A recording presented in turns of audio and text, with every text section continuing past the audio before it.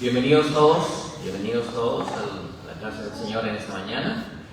El tema que ustedes ya saben que vamos a presentar está en el boletín. Se titula No améis al mundo. Y aparentemente parece un tema fácil, ¿no? Facilito. Pero es quizás de lo más difícil de presentar. Y la razón porque es muy difícil hablar de no amar al mundo es porque nosotros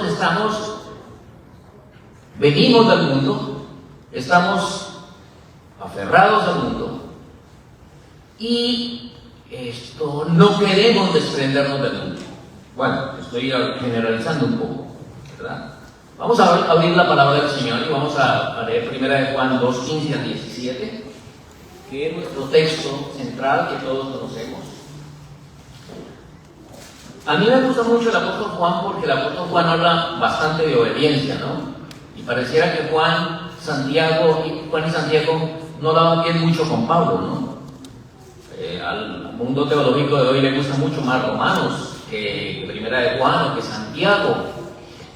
Pero la palabra del Señor no se contradice, así que es una bendición poder ir a la palabra del Señor. Versículo 15, 1 de Juan 2, 15, dice: No améis al mundo ni las cosas que están en el mundo.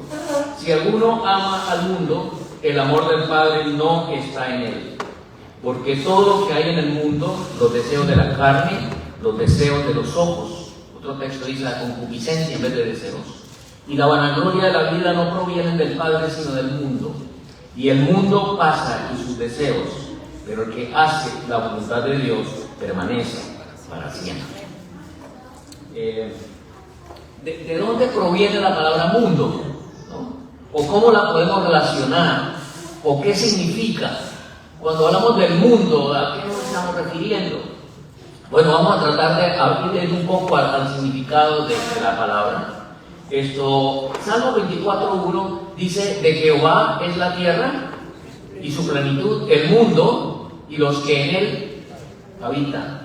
Así que aquí la palabra mundo, que es tevel en hebreo, significa la tierra o el globo, pero también habla de los que en él habitan. Si vamos a Salmo 96:13, yo quiero que usted vaya relacionando un texto con otro, dice que Jehová juzgará al mundo con justicia y a los pueblos con su verdad. Entonces aquí ya la palabra mundo se aplica específicamente a personas, a los habitantes del mundo, ¿no es verdad? Ok, muy bien. Así que hay una acepción, hay una terminología para decir que hay un núcleo, hay una porción de personas, de los habitantes del mundo, que se le aplica la palabra mundo también, ¿no? De los habitantes de la tierra, que se le aplica la palabra mundo. Ok, cuando la palabra pueblos o gente es la palabra am, ¿qué significa la gente? La gente. Así que mundo y gente está íntimamente relacionado en la terminología de la palabra. Si Dios va a juzgar al mundo, significa que va a juzgar la conducta de las personas. Así que el mundo es el conjunto de personas. ¿Está bien? Hasta ahí. Porque hay otro significado para mundo, ¿no? El Señor va a juzgar, es menester que todos comparezcamos ante el tribunal de Cristo. Así que el Señor nos va a juzgar a todo el mundo. Pero la palabra mundo ya va profundizándose un poquito más en sus aspectos, porque si fuera simplemente a todo el mundo, a toda la gente, sería conflictivo que que San Juan nos dijera: no améis al mundo ni las cosas que están en el mundo. Así que cuando San Juan está diciendo no améis al mundo, ya tiene que referirse a algo específico. Ahora vamos a ir a Marcos capítulo 13, versículo 38. Dice: el campo es el mundo. Ok, el campo es el mundo. Está hablando del sembrador que salió a sembrar, ¿cierto? Y parte cayó en pedregales, etcétera, etcétera, etcétera. Y luego le explican los apóstoles: el campo es el mundo. La buena semilla son los hijos del reino. Ah, muy interesante. Aquí tenemos ahora a un núcleo de personas. Ahora el mundo se está dividiendo en dos tipos de personas. Según aquí el Señor Jesús en Marcos, la buena semilla son los hijos del reino y las cizañas son los hijos del malo. Ok, una pregunta, ¿qué quiere usted ser? ¿Buena semilla, que son los hijos del reino? ¿O quiere ser cizaña, que son los hijos del mal? ¿Qué quiere ser? Siempre alguien, nosotros somos algo. Buena semilla o cizaña. No hay término medio, ¿verdad? No hay término medio. Ahora, Mateo 5:14. Vosotros sois la luz ¿de qué? Del mundo. Una ciudad asentada no se puede esconder. Así que el Señor aquí, Jesucristo, directamente nos está dando definiciones de lo que es el mundo. Ahora, resumiendo esa parte, el mundo está dividido en dos tipos de personas, y es lo que constituye la buena semilla y lo que constituye la cizaña, ¿cierto? Así que vamos viendo que Juan tiene que estarse refiriendo a algo muy especial cuando dice no améis al mundo, a algo específico. Puede ser que se esté refiriendo precisamente a que no améis lo que es cizaña, ¿verdad? Son los hijos de Adán. Muy bien. Ahora, la palabra en el hebreo es tebe, el mundo, pero en el griego ya es cosmos. Y la palabra cosmos significa un sistema. Cuando los científicos que estudian el universo, bueno, se llaman astrónomos, pero también se les llama cosmólogos, porque estudian el cosmos. El cosmos es un sistema. Así que la palabra del Señor utiliza mundo para hablarnos de un sistema, o de dos sistemas. Dos sistemas que están organizados y que existen. Entonces,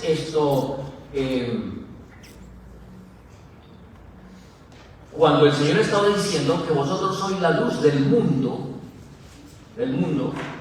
significa que ese sistema en que están los hijos de Dios es un sistema que está organizado en la dirección del Señor. Hay un cosmos que es material. La Tierra es parte del cosmos, el sistema solar es parte del cosmos, la Vía Láctea es parte del cosmos, es parte del universo, ¿cierto? Pero también hay un cosmos que es espiritual. Todos pertenecemos al cosmos material, todos estamos en este mundo, la Tierra, el mundo, pero hay dos cosmos espirituales: el cosmos de las potestades de las tinieblas y el cosmos del reino de la luz. Entonces, cuando el Señor, a través del apóstol Juan, nos está diciendo no améis al mundo, San Juan tiene que estarse refiriendo al cosmos de las potestades de las tinieblas. Ahora, bueno, yo creo que es fácil lo que hemos dicho, ¿no? Hay dos sistemas, hay dos cosmos. Ahora, aunque no se relacionan la palabra inmundo con mundo, pero en español sí hay una relación. Que los exégetas me van a decir, pastor, pero es que la palabra hebrea no compagina mundo con inmundo en el Antiguo Testamento ni tampoco en el Nuevo. Son totalmente diferentes. Y de pronto estás usando mal la hermenéutica, estás interpretando mal. Pero bueno, voy a leerlo. Levíticos 11:47. ¿Por qué hago esta referencia? Levíticos 11:47 dice: para hacer diferencia entre lo inmundo, tamé, y lo limpio, tajor, y entre los animales que se pueden comer y los animales que no se pueden comer. Este texto me dice que el Señor quiere hacer diferencia entre lo limpio y lo inmundo, o sea, también. Ahora, Números 19:11, no vamos a estar, porque aquí se refería a los animales limpios e inmundos, pero nos sirve la palabra. Números 19:11 dice: el que tocare muerto de cualquier persona humana, 7 días será inmundo, es una condición física y ceremonial. El Señor dio muchas leyes importantes para su pueblo, y tan hermosas, higiénicas, ¿no? Una persona que tocaba a un muerto, que está en contacto con un muerto, sobre todo si ese muerto tenía alguna pandemia, ¿cierto? Alguna cosa viral, pues tenían que permanecer fuera del campamento 7 días porque no debía contagiar el campamento. Se llamaba inmundo, algo que es asqueroso, que afecta. La palabra también es precisamente eso, algo que es asqueroso, algo que es profano, que es desordenado, que está en el caos, que es en la confusión. La palabra también en el Antiguo Testamento quiere decir todo esto. O sea, el mundo, el sistema del mundo, el sistema de las tinieblas es inmundo, porque la palabra inmundo significa asqueroso, profano, desordenado, caos, confusión. Y por eso yo lo relaciono. ¿Cierto? En el español, cuando el mundo está in, cuando nosotros participamos del mundo, de ese sistema de las tinieblas, estamos mundo, inmersos en el mundo. Ahora, Job 14:4 dice: ¿quién hará limpio, tajor, lo inmundo? También. Y en Job dice, nadie.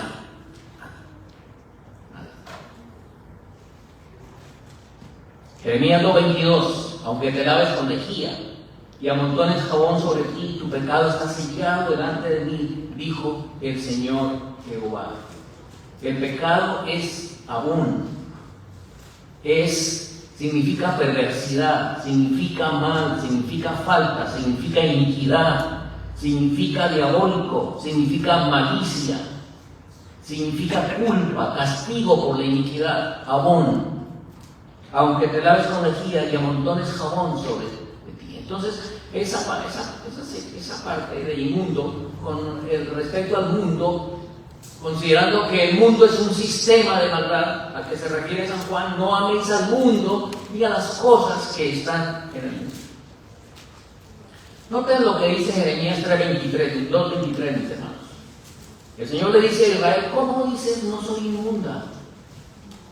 Nunca anduve tras los Baales. Mira tu proceder en el valle, conoce lo que has hecho, dromedaria ligera que frecuenta sus carreras. Aquí vemos muy estrechamente la relación del mundo con el inmundo. Aunque hermenéuticamente o exegéticamente no lo podemos relacionar, pero sí lo podemos relacionar bíblicamente.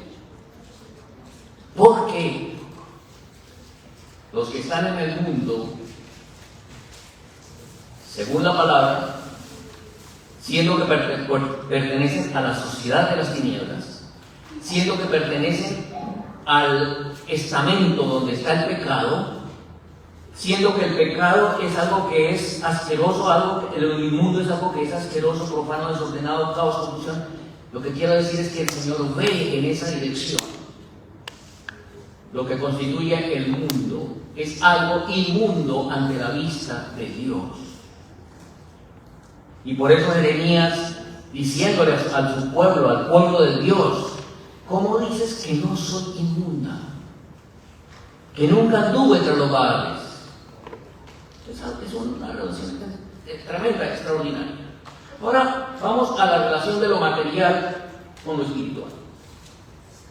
Isaías 6:5, un texto que ustedes conocen muy bien. Entonces dije: ay de mí que soy muerto, porque siendo hombre inmundo, tamé de labios, y habitando en medio de gente que tiene labios inmundos, han visto mis ojos al Rey, Jehová de los ejércitos. Entonces ahora la palabra inmundo tiene que ver algo con el aspecto espiritual, ¿cierto? Isaías no estaba simplemente hablando de la condición deteriorada del ser humano por causa del pecado físicamente, sino que estaba hablando de su condición espiritual. Soy un hombre inmundo de labios y habitando en medio de gente que tiene labios inmundos, o sea que pertenecen al mundo de las tinieblas, digamos así. Han visto mis ojos al Rey Jehová de los ejércitos. Un texto del Antiguo Testamento, ahora otro texto del Nuevo Testamento, Mateo 10:1. Entonces, llamando a sus 12 discípulos, le dio poder sobre los espíritus inmundos para que los echasen fuera y para sanar toda enfermedad y toda dolencia. Los espíritus inmundos pertenecen al cosmos del mundo de las tinieblas. Y el Señor le dio poder a los apóstoles para ir a predicar y libertar. Le dio poder sobre los espíritus inmundos para que los echasen fuera y para sanar toda enfermedad y toda dolencia. La palabra también es atacartos, que significa asqueroso, profano, desordenado, caos, confusión, en el sentido ceremonial y en el sentido moral. Ahora, ¿por qué San Juan, por qué el Señor nos dice no améis al mundo? ¿Qué es lo que pasa? ¿Qué peligroso hay en el mundo? Lo primero que tenemos que tener en cuenta, mis hermanos, es que a nosotros, a usted y a mí, los hijos de Dios, nos toca vivir en medio de los peligros del mundo, rodeados de tantas cosas que no están en armonía con la voluntad de Dios. Los hijos de Dios no podemos esperar nada bueno del mundo. De acuerdo a la palabra, no podemos esperar nada bueno del mundo.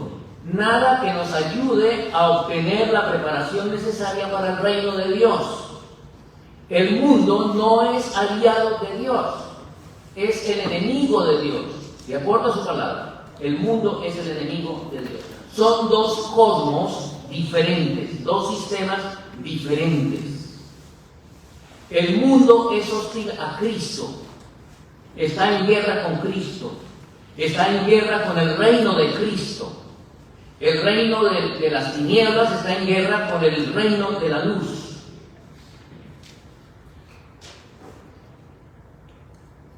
Ahora, el reino de Cristo es su iglesia, que Él compró con su sangre. Hechos, el capítulo 20, versículo 28, dice: tengan cuidado de sí mismos y de toda la congregación en medio de la cual el Espíritu Santo les ha hecho obispos para pastorear la iglesia de Dios, la cual Él compró con su propia sangre. Así que la consecuencia natural para el Hijo de Dios es que el mundo lo aborrezca. San Juan, abran sus Biblias, hermanos, San Juan 15, 18 y el versículo 19. Vayan a Juan, por favor, para que no se duerman. San Juan capítulo 15, vamos a leer esos dos versículos, 18 y 19. Dice: si el mundo los odia, sepan que me ha odiado a mí antes que a ustedes. Versículo 19. Si ustedes fueran del mundo, el mundo amaría lo suyo. Pero como no son del mundo, sino que yo los escogí de entre el mundo, por eso el mundo los odia. Ok, mis hermanos, si a usted el mundo no lo odia, entonces tenga cuidado porque algo está pasando en su vida espiritual. ¿Está bien? Porque aquí la palabra del Señor dice que el mundo ama lo suyo. Si nosotros hacemos y actuamos y vivimos en conforme al mundo, pues el mundo está contento con nosotros. No tenemos problema, no tenemos problema. Pero si el mundo los odia, es porque usted pertenece a Cristo, quien fue odiado primero que nosotros, por causa de ese cosmos de las tinieblas. Ahora, eso me dice que cualquier persona que quiera venir al Señor y quiera pertenecer a su reino, tiene que entender que va a tener una enemistad. ¿Y la enemistad de quién? Del mundo. Que va a tener la enemistad del mundo. No vaya a pensar que yo voy a ganarme el mundo y voy a tener una patica en un lado y otra patica en otro. No, señor. Es amigos y San Juan dijo, el que se constituye amigo del mundo se hace enemigo de Dios. Esas son dos cosas que no se pueden conciliar. San Juan 17, 14. San Juan 17, 14.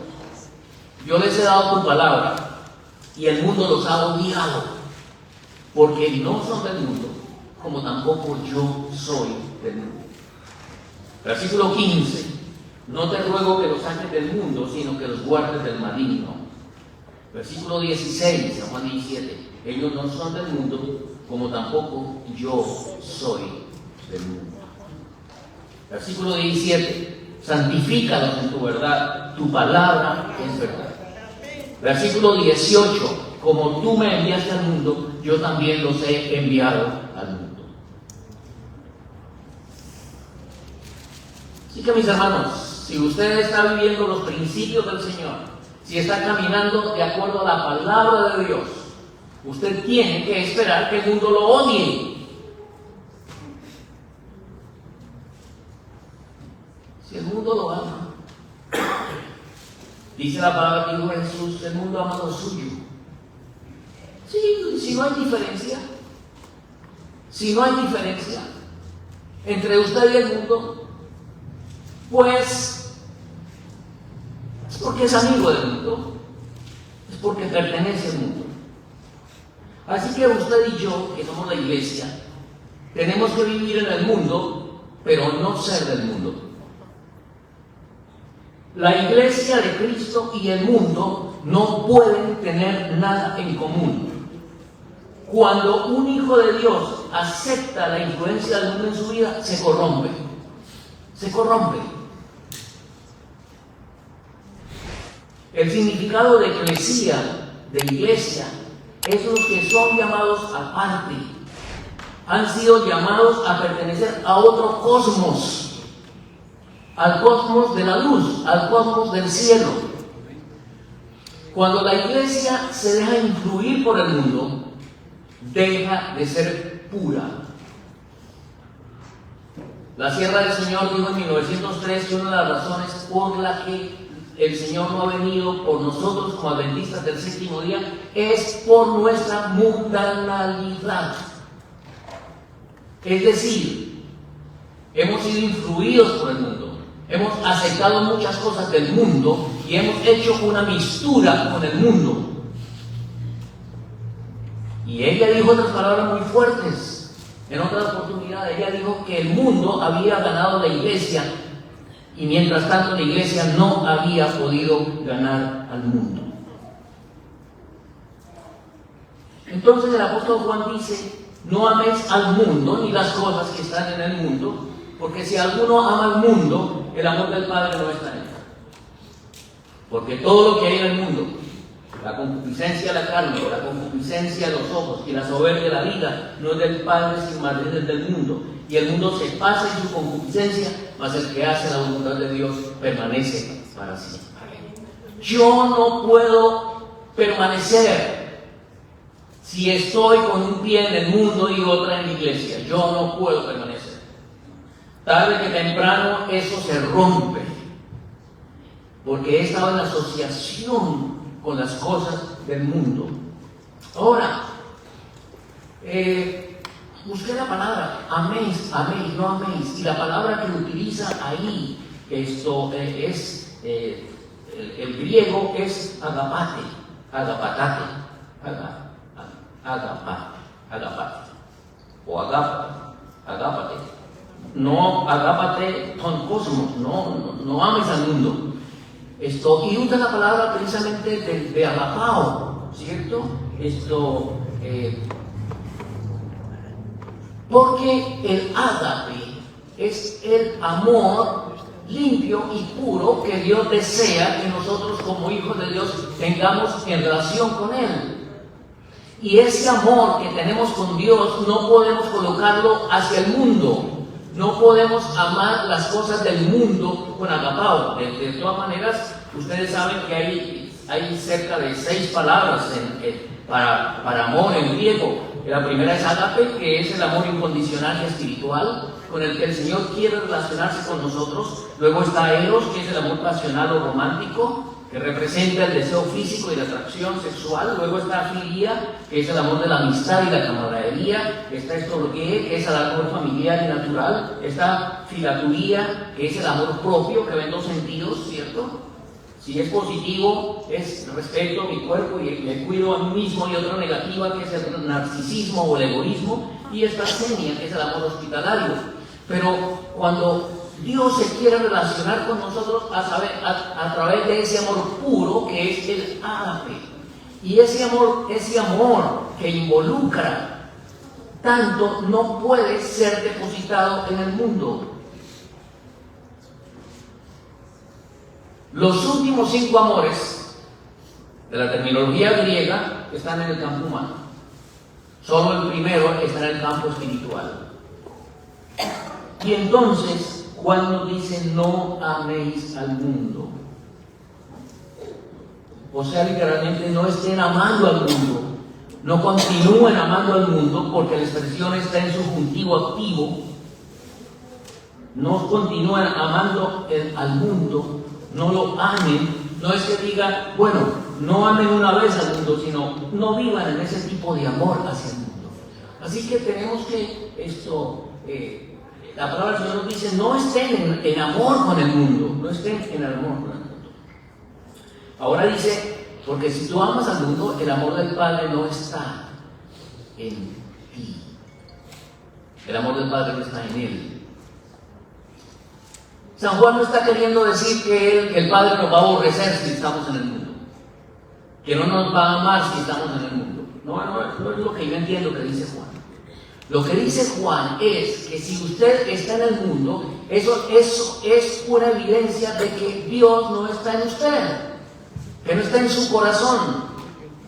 No améis al mundo ni las cosas que están en el mundo, porque el que ama al mundo, el amor del Padre no está en él. Significa que si yo estoy siendo tomado por las cosas del mundo, por los placeres del mundo, por las inclinaciones del mundo, es porque aún en mi corazón Dios no reina totalmente. Ahora, bueno, no vamos al mundo, ni las cosas que están en el mundo. Todas las cosas del mundo, Dios las aborrece. Todo lo que va en contra de la voluntad de Dios, Dios los aborrece. No podemos amar a Dios y amar al mundo. Dios no acepta ese estilo de vida cristiana. Juan dice que si amamos al mundo, el amor del Padre no está en nosotros.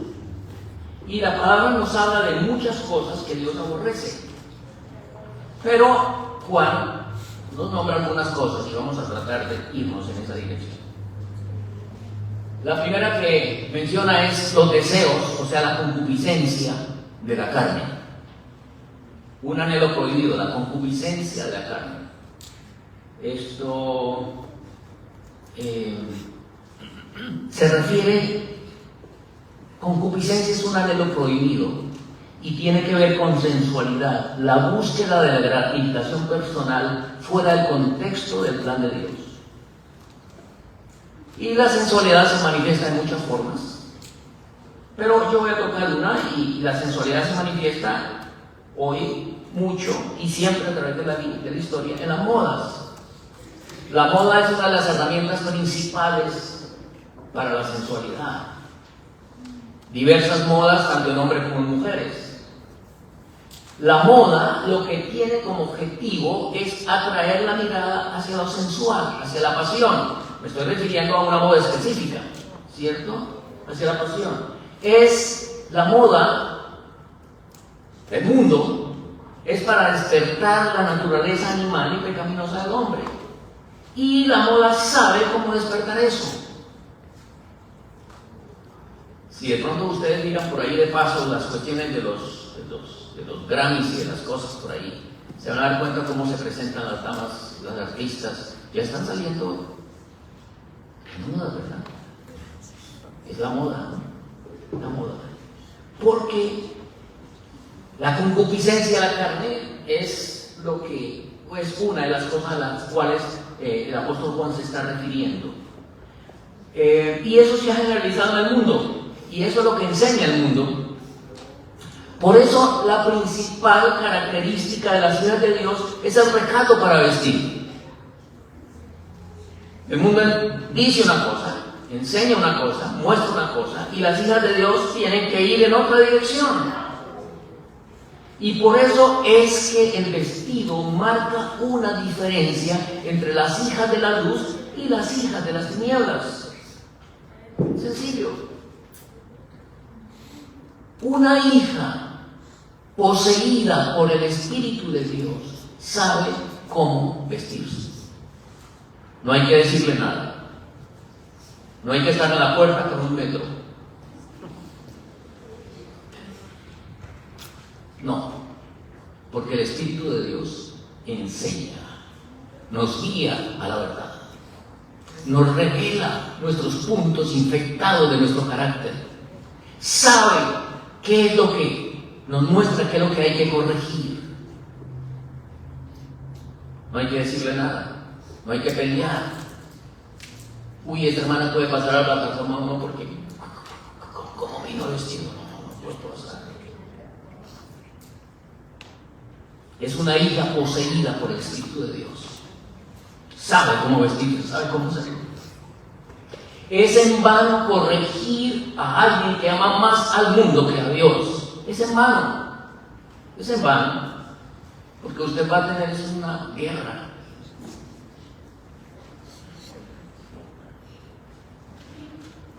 Ahora, el Señor dice que hay muchas cosas, las cosas que hay en el mundo, muchas cosas. La música, por ejemplo, que ha penetrado tan fuerte, ¿no?, en la iglesia, en muchos sentidos negativos, ¿cierto?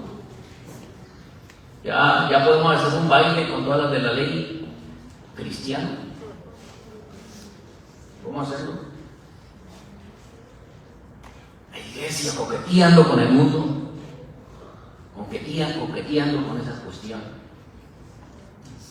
También están las riquezas, ¿cierto? Las riquezas, ir tras las riquezas. Y ¿saben una cosa, mis hermanos? Hay dos sistemas, hay dos cosmos que dan las riquezas. Ustedes recuerdan que cuando el Señor estaba a Israel por entrar a Canaán terrenal, el Señor le dice a través de Moisés: mira, Moisés, dile al pueblo, cuando lleguen a Canaán y prosperen y se hagan casas y tengan carros, tengan carros no había, tengan fincas y todas las cosas, no digan el poder de mi fuerza y de mi mano ha hecho esto, porque es Dios quien te da el poder para hacer las riquezas. Así que al Hijo de Dios le da el poder para hacer las riquezas. Pero también a mí, como son dos sistemas, como son dos cosmos, también a mí me dice la Biblia que hay otro que da las riquezas. Porque Satanás se acercó a Jesús. Bienvenida, hermana Lunita. Bendición que llegó. Satanás se acercó a Jesús y le dijo: todo esto te daré si postrado me adoras. Así que hay otro que produce riquezas, claro que sí. Pero hay un problema. El problema es cuando el Hijo de Dios recibe las bendiciones de Dios y las riquezas lo desvían. Y la riqueza lo llevan para otro lugar. Es porque no ha sabido responder al amor de Dios y a la misericordia de Dios y a la bondad de Dios. Entonces esas riquezas llegan a convertirse en una maldición. Otra de las cosas del mundo son los deportes. A mí me gustaba bastante el fútbol. Me gustaban muchas cosas de los deportes. Hasta cuando leí la educación cristiana, el libro de educación cristiana de la sierva del Señor. Un caso que sucedió en el colegio de Avondale, allá en Australia, cuando yo estaba en Australia. Ese día el colegio iba a celebrar el aniversario del colegio. Y claro, tuvieron el culto en la mañana, tuvieron el devocional. Pero el resto del día, los muchachos y todos se dedicaron a los deportes. Y pasaron el día felices en los deportes y en las competencias. Y en la noche el Señor le da una visión al hermano Juan. Y le dice: si los profesores del colegio hubieran sido pesados en la balanza, hoy habrían sido hallados faltos. No hay nada más peligroso para alejar la presencia del Espíritu de Dios que los deportes. A partir de ese momento yo cambié mi perspectiva, eso hace más de 50 años, acerca de todas esas cosas que pertenecen a mí. Desgraciadamente yo veo iglesias que para el día del Super Bowl invitan a toda su feligresía y tienen pantallas gigantes para adorar a ese Dios. El mundo ha tocado las fibras internas del pueblo de Dios. Pero hay otra cosa que ha tomado como tsunami al mundo hoy, y era algo que los antiguos usaban. Dice la historia que la práctica de hacerse cortes profundos en la cara, en los brazos y las piernas en momentos de duelo era universal entre los paganos y se consideraba una muestra apropiada de respeto por los muertos, así como una especie de ofrenda propiciatoria a las deidades que presidían la muerte y la tumba. Los judíos aprendieron esta costumbre en Egipto y aunque se apartaron de ella, recayeron en una época posterior y degeneraron en esta antigua superstición. Está Isaías 15:12, Jeremías 16:16, Jeremías 41:5. No imprimirse ninguna marca mediante tatuajes, imprimiendo figuras de flores, hojas, estrellas y otros diseños extravagantes en diversas partes de su cuerpo.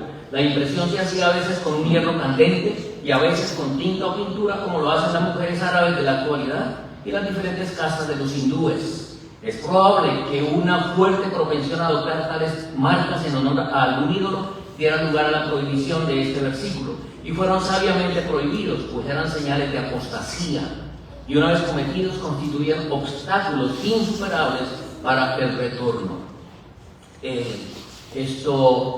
Yo no quiero ofender a nadie en este aspecto, no es mi propósito, pero tengo que ser fiel a lo que dice la palabra del Señor. Note Levítico 19:28. Dice: no haréis ajaduras en vuestro cuerpo por un muerto, ni os haréis tatuajes. Yo soy el Señor. Otra versión: no haréis rasguños en vuestro cuerpo por un muerto, ni imprimiréis en vosotros tatuaje alguno. Yo, Jehová. El mundo religioso ha caído porque ha reinterpretado estos textos. Por ejemplo, muchos cristianos hoy usan tatuajes como una forma de expresar su fe de manera personal y artística. Aunque en el pasado esto estaba prohibido, ahora lo hacen. Y entonces se colocan versículos, ¿no? De Salmos, de Romanos, de Filipenses, ¿no? Todo lo puedo en Cristo que me fortalece, se tatúan, ¿no? Todo lo puedo en Cristo que me fortalece. O Jehová mi pastor, nada me faltará, etc. Lo interesante es que los líderes religiosos han llegado a hacer eso. Hace unos años supe de una dama muy conocida en el mundo cristiano, con millones de seguidores, que se hizo su propio tatuaje y que la gente también lo siguió. ¿Es común en todas las denominaciones? No, especialmente entre los evangélicos y pentecostales. Algunos lo aceptan como testimonio, da testimonio de tu fe. Amo a Jesús. La cruz. O la cruz. Entre los hermanos católicos no hay prohibición oficial, muchos lo ven como expresión personal. Y los ortodoxos son más conservadores, pero hay excepciones. Es decir, yo puedo hacer un tatuaje por motivos positivos. Amo tanto a mi esposa que me coloco aquí, Patricia Lucía, en todo el brazo, para mostrar que la amo. Mi motivo puede ser muy bueno. Mi motivo puede ser muy bueno. Pero cuando voy a la palabra del Señor, veo que el Señor me dice: no te hagas rasguños. No te lo hagas. Yo soy Jehová. No te lo hagas. Es una orden del Señor. Ahora, bueno, yo encuentro a hombres y mujeres que ya casi no se les ve la piel, ¿no? No se les ve la piel. La cara. ¿Qué pasa? Bueno, todos en cierta forma salimos del mundo, ¿cierto? Estamos del mundo, somos del mundo, hemos asimilado costumbres del mundo. ¿Qué pasa con un hermano, con una hermana que se ha hecho tatuajes ya? ¿Qué pasa? Bueno, el Señor dice que a mí viene, no lo he hecho, fuera. Pero una vez que yo conozco lo que dice el Señor, ¿no creen que debo andar a la luz de lo que dice el Señor? ¿Cierto? Entonces, ¿qué tengo que hacer? ¿Qué pasa si yo por aquí en la espalda me quito la camisa y de hermano me ven con que ahí tengo a Patricia Lucía ahí grabada en mi espalda? Pues debería ir al Señor y decirle: Señor, perdóname. Era ignorante de tu plan, era ignorante de lo que tú me has dicho, perdóname. Y no me voy a sentir orgulloso de ese asunto. Ese asunto es difícil borrarlo, ¿verdad? Y si lo tiene algún hermano, pues perdonémosle al hermano, ¿cierto?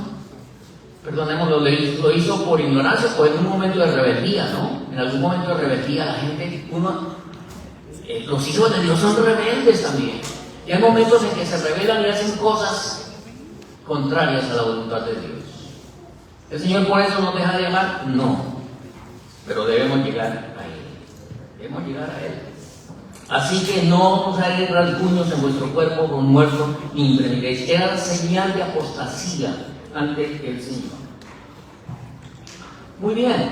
1 Corintios 6, 19 al 20 dice: ¿no sabéis que vuestro cuerpo es templo del Espíritu Santo? Glorificad pues a Dios en vuestro cuerpo. Muy rápido. La concupiscencia de los ojos es la avaricia, es desear lo mío y lo de los demás, es ir tras el lujo, es la falta de estar satisfecho con lo que tengo, es colocar la búsqueda de las riquezas antes que a Dios. Y nosotros sabemos que eso lo ofrece Satanás. Satanás, a quien quiere, a quien le ve la codicia, le ofrece el mundo. Y yo puedo caer y recibir las bendiciones que Dios me ha dado con otro propósito. Lo tercero que dice San Juan es la vanagloria de la vida, es la soberbia en la exaltación personal, es querer estar por encima de los demás, la confianza en uno mismo. Y todo esto es lo que hoy domina el mundo. Hoy domina el mundo la vanagloria, la concupiscencia de los ojos y la concupiscencia de la carne. La sierva del Señor dice: el verdadero cristiano no tendrá deseo de entrar en ningún lugar de diversión ni participar de diversión alguna sobre lo que no pueda pedir la bendición de Dios. Si puedes comer o beber y no sé cualquier otra cosa, hacerlo todo para la gloria de Dios. No irá al teatro ni a salones de billar, no se unirá con los alegres bailarines, ni participará en ningún otro placer seductor que borre a Cristo de su muerte, de su mente, perdón. A los que abogan por estas diversiones les contestamos que no podemos participar de ellas en el nombre de Jesús de Nazaret. Id con vuestra imaginación al Getsemaní y contemplad la angustia que Cristo soportó por nosotros. Ved alrededor del mundo luchando con agonía sobrehumana con los pecados de todo el mundo sobre él. A fin de conocerle, noviembre 1. Los que pretenden conocer la verdad y comprender la gran obra que debe hacerse en este tiempo deben consagrarse a Dios en alma, cuerpo y espíritu, en el corazón, en la vestimenta, en el lenguaje, en todo respecto. Deben estar apartados de las modas y las prácticas del mundo. Deben ser un pueblo peculiar y santo. No es su vestimenta lo que los hace peculiares, sino porque ellos son un pueblo peculiar y santo, no pueden llevar el distintivo de la semejanza con el mundo. Muchos que se creen que están yendo al cielo están cegados por el mundo. Sus ideas de lo que constituye una religión y una disciplina religiosa son vagas. Hay muchos que no tienen una esperanza inteligente y corren un grave riesgo al practicar las mismas cosas que Jesús enseñó que no debería hacerse.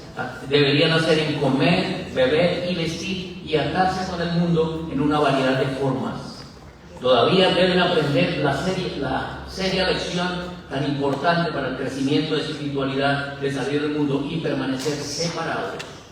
El corazón está dividido, la mente carnal apetece la conformidad, la similitud con el mundo en tantas maneras que la señal de distinción del mundo apenas puede verse. El dinero de Dios se gasta para dar una apariencia según las costumbres del mundo. La experiencia religiosa está contaminada con mundanalidad y la evidencia del discipulado, la semejanza a Cristo en la abnegación y en llevar la cruz, no la discierne el mundo o el universo del cielo. Manuscrito 8, 1884. La separación del mundo no es la obra de un momento o de un día, no se hace inclinándose en el altar familiar ofreciendo un servicio nominal, es la obra de toda la vida. Es decir, cada día tenemos que hacer decisiones para apartarnos del mundo. El amor de Dios debe ser un principio viviente que fundamente cada palabra, acto y pensamiento. Revista General 23 de octubre de 1888. Algunas de las diversiones más populares, como el fútbol y el boxeo, se han transformado en escuelas de brutalidad. Otros juegos atléticos, aunque no son tan brutales, son apenas menos objetables a causa del exceso a lo cual son llevados. Estimulan el amor al placer y a la excitación, fomentando la antipatía hacia el trabajo útil, la tendencia a esquivar las responsabilidades y deberes prácticos. Así se abre la puerta a la disipación, a la ilegalidad con sus terribles resultados. Los adventistas del séptimo día necesitan una obra de reforma profunda y cabal. No se debe permitir que el mundo corrompa los principios del pueblo que guarda los mandamientos de Dios. Los creyentes deben ejercer una influencia que dé testimonio del poder de los principios celestiales. Quienes se unen con la Iglesia deben dar evidencia de un cambio de principios. A menos que esto se haga, a menos que se preserve cuidadosamente la línea de demarcación entre la Iglesia y el mundo, el resultado será una asimilación de este. Así como Dios dio a conocer su voluntad a los cautivos hebreos que se habían apartado de las costumbres y prácticas de un mundo que yacía en maldad, comunicará el Señor la luz del cielo a todos los que aprecien así dice Jehová. A ellos les comunicará su mensaje. A los que estén menos ligados a las ideas del mundo y más separados de la ostentación, la vanidad, el orgullo y el deseo de ocupar cargos elevados, a los que se ponen de pie para ser su pueblo peculiar, celoso de buenas obras, a esto les revelará el significado de su palabra. Carta 8, 60, 1988. Aquí Cristo nos presenta a dos maestros, Dios y el mundo, y nos revela claramente el hecho de que es simplemente imposible para nosotros servir a ambos. Se predomina nuestro interés y amor por este mundo, no apreciaremos las cosas que sobre todas las demás son dignas de nuestra atención. Terminamos con el siguiente versículo, Efesios capítulo 2. Abran su Biblia, mis hermanos. Efesios el capítulo 2. Vamos a leer desde el versículo 1 en adelante hasta el versículo 10. Efesios 2:1 dice: y Él os dio vida a vosotros que estabais muertos en vuestros delitos y pecados. Versículo 2: en los cuales anduvisteis en otro tiempo, conforme a la corriente de este mundo, conforme al príncipe de la potestad del aire, el espíritu que ahora opera en los hijos de desobediencia. Versículo 3: entre los cuales también todos nosotros vivimos en otro tiempo, en la concupiscencia de nuestra carne, haciendo la voluntad de la carne y de los pensamientos, y éramos por naturaleza hijos de ira, lo mismo que los demás. Versículo 4: pero Dios, que es rico en misericordia, por su gran amor con que nos amó, aun estando nosotros muertos en pecados, nos dio vida juntamente con Cristo. Versículo 6: y juntamente con Él nos resucitó, y asimismo nos hizo sentar con Él en los lugares celestiales en Cristo Jesús. Versículo 7: para manifestar en las edades venideras las abundantes riquezas de su gracia en su bondad para con nosotros en Cristo Jesús. Porque por gracia sois salvos por medio de la fe, y esto no de vosotros, pues es don de Dios. Versículo 9: no por obras, para que nadie se gloríe. Versículo 10: porque somos hechura suya, creados en Cristo Jesús para buenas obras, las cuales Dios preparó de antemano para que tuviésemos. No hay ninguna comunión entre el mundo y la Iglesia.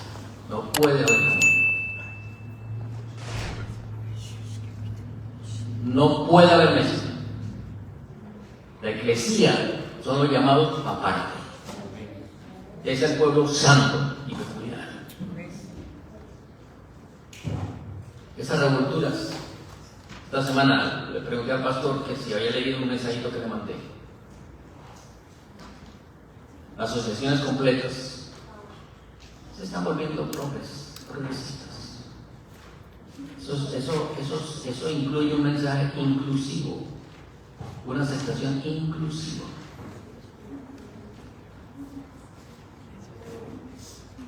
Totalmente opuesto a la voluntad de Dios.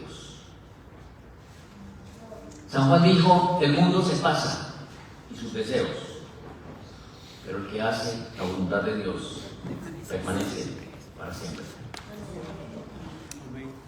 Usted tiene que hacer la voluntad de Dios. La sierva del Señor dice, ni lo que dicen los concilios, ni lo que dicen las iglesias, ni lo que diga la iglesia, dice ella, está por encima de una sí dice el Señor. El mundo se pasa y sus deseos, pero el que hace la voluntad de Dios permanece para siempre. Eso es algo personal. Si usted ama al Señor, aunque esté solo, va a vencer, porque la fe que vence al mundo es la fe que hace la voluntad de Dios, como está escrita en su palabra. Que el Señor le bendiga, mis hermanos. Vamos a cantar.